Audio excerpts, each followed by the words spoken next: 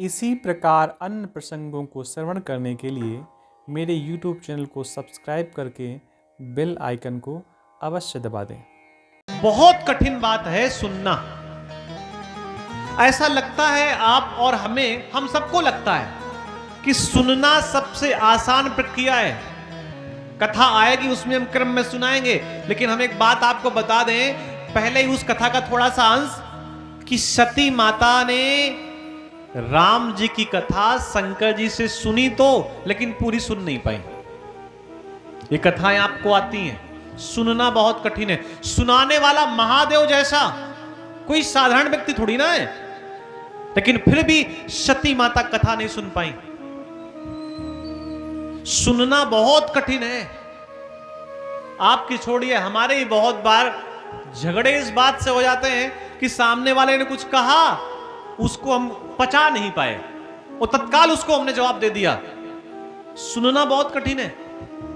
और जिन्हें सुनना आ जाए भैया, उनके लिए सब कुछ आसान है, सब कुछ आसान है। और बहुत भाग्यशाली हैं वो लोग जिनको सुनना आता है। महाभारत के युद्ध में अर्जुन बार बार फड़फड़ा रहा है, परेशान हो रहा है। भगवान ने कहा तू परेशान मत हो, बस तू मुझे सुन ले। वो बार बार कुछ पूछ रहा है। भगवान ने कहा ना ठीक है, सारे प्रश्न कर ले, लेकिन मुझे सुन ले। और अगर तूने मुझे सुन लिया तो तेरा सारा का सारा कष्ट दूर हो जाएगा। सुनना बहुत बड़ी प्रक्रिया है, बहुत कठिन प्रक्रिया है। सुनना ही तो नहीं आता। तो कथा के क्रम में बताया गया कि अगर कथा सुन ली जाए, सुनना बहुत कठिन है। आप कथा सुनने बैठ जाएंगे, तत्काल निंद्रा देवी आ जाएंगी।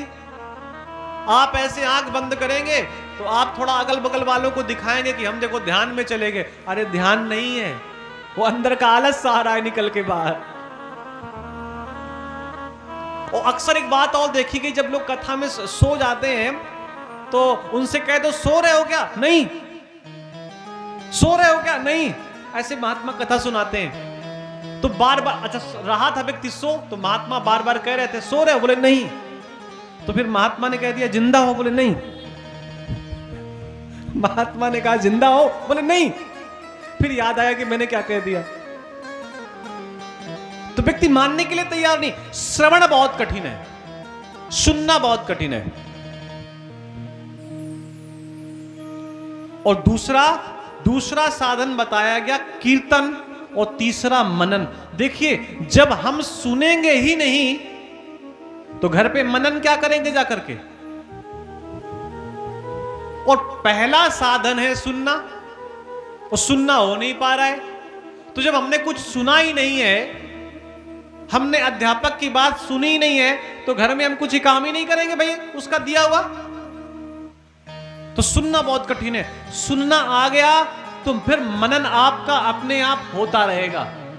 अगर एक बार कथा सुन ली और दोबारा कहीं भी कथा सुनने जाएंगे तो अपने मन से वो चित्र याद आता रहेगा कि हाँ अब ये कथा ऐसी होगी, अब कथा ऐसी होगी। तो श्रवण और मनन, श्रवण के बाद तत्काल मनन आता है। और एक बड़ा आसान तरीका है कीर्तन।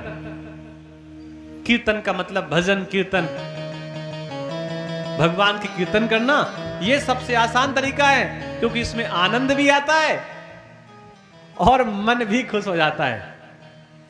बोलिए वृंदावन बिहारी लाल की जय।